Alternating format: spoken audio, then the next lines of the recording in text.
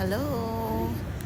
Biyahe naman po kami ng Japan. So, waiting po ng ito boarding na po namin.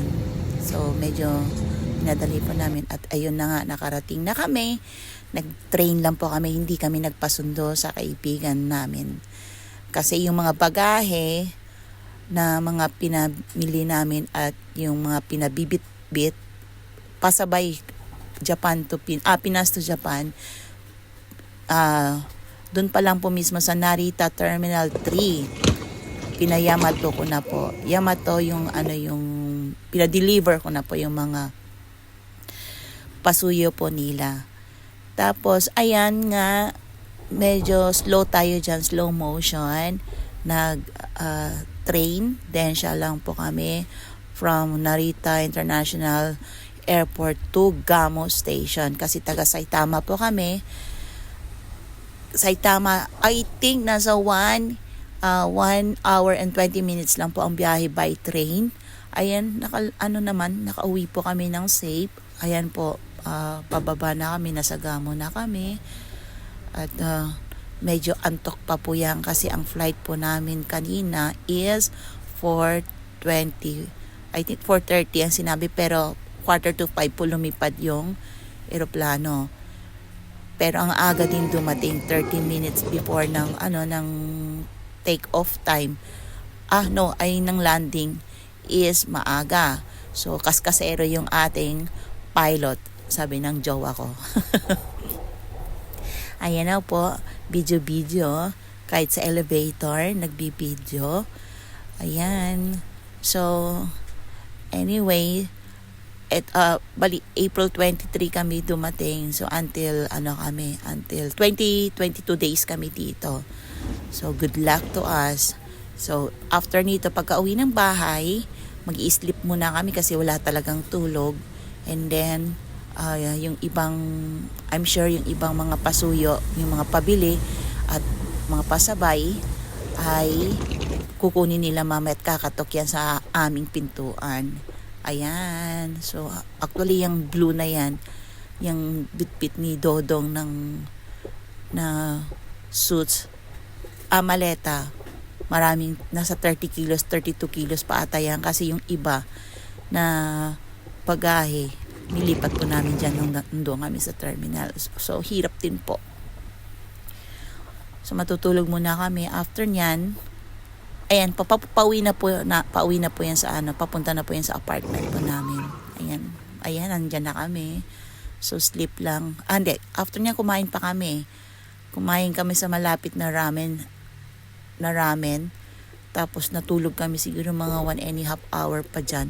Then mamayang gabi, kukunin na namin yung sasakyan namin na pinapark namin. Iniiwan namin yung sasakyan namin dun sa kaibigan ko, sa best friend ko si Yumi. Ayan, see you. Ayan, nakarating na rin. Bye.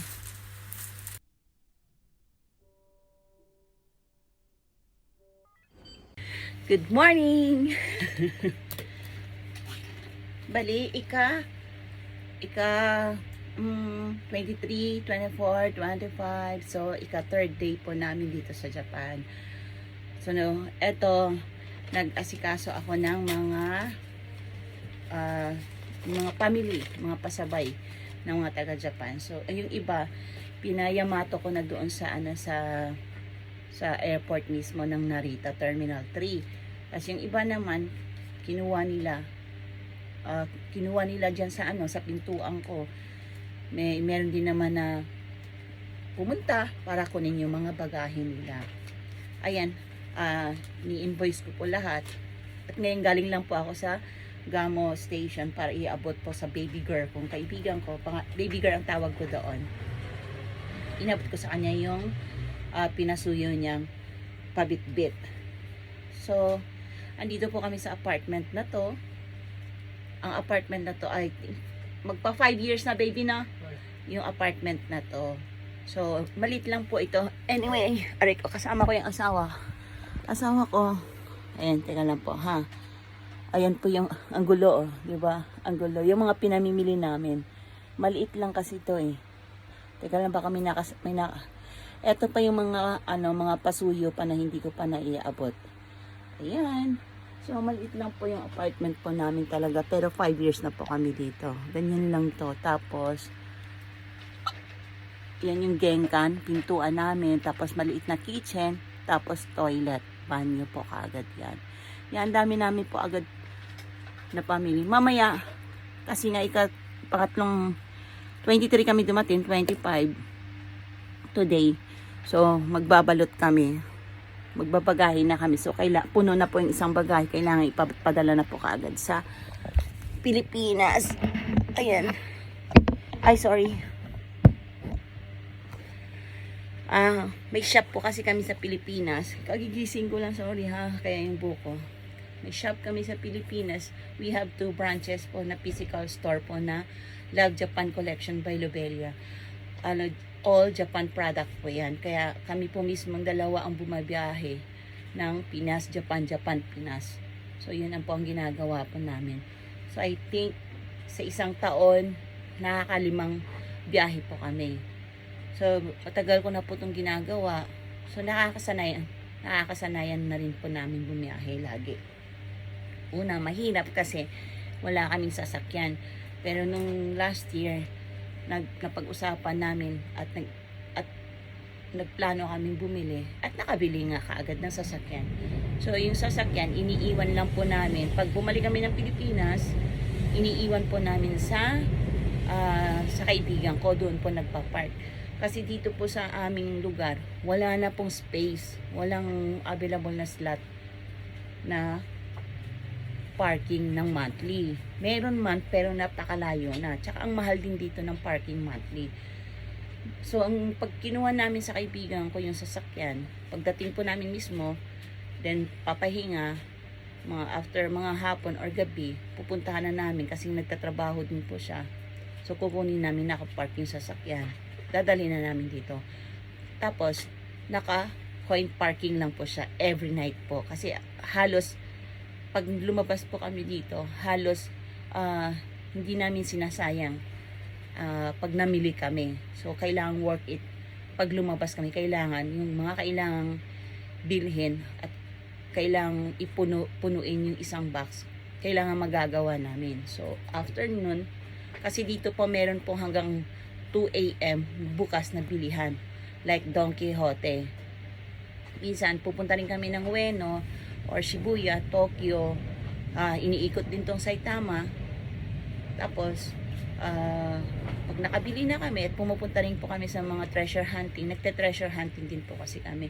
So, after nun, ibabagsak ulit ang mga bahay. Kaya ganito po kagulo at masikip po ang bahay namin. Kasi halos yung mga bagahe, nilalagay lang po namin. Pero pag kami bumalik ng Japan, malinis po to, as in malinis. Talagang nililinis po talaga ng asawa ko. And, naka-parking lang ang sasakyan sa coin parking. So, nasa 600 yen, 700 yen, 800 yen ang binabayaran namin. Kung 20 days kami dito, or 25, everyday po yan. At anyway, good morning po, good afternoon na, kasi it's about 11 past 11. Ay, hindi. Past 12 na pala, hindi pa kami kumakain. So, ang gagawin po namin ay maglalatag ng isang jumbo box. Tapos, so, pupunuin na yan. At naka-schedule ng pick up for tomorrow. Tomorrow ang schedule. So, anyway, ayan po siya kasi medyo busy siya. Ayan, naglagay ng, para kasi dito, umuulan. Para yung washing machine yata gusto niyang ilipat. Tapos, maglalagay ng ganyan para yung init tsaka yung ulan. Hindi ambi dito sa amin. Binili lang namin kahapon. Anyway, yan eh, pinalitan niya lang, meron talaga yan eh. Nasa first floor lang kasi kami. And ito po yung sinasabing jumbo box namin. So, umorder na ako ng 5. Meron pa akong isa. So, definitely, 6 box po ang may send ko po ng Pilipinas. Okay. Toilet namin, maliit lang. Pero may, may bathtub yan. Yan. Tapos yung namin, ay sorry, kasi, pa kami, nagkape. Yan, maliit lang po ang namin. Tapos, galing pa ng Pilipinas yan, oh. Danggit is nice. Ganito lang po kaliit ang aming lugar. So, okay. Just for now, mamaya po ulit. At babalot po muna kami. Tapos, see you again. Bye!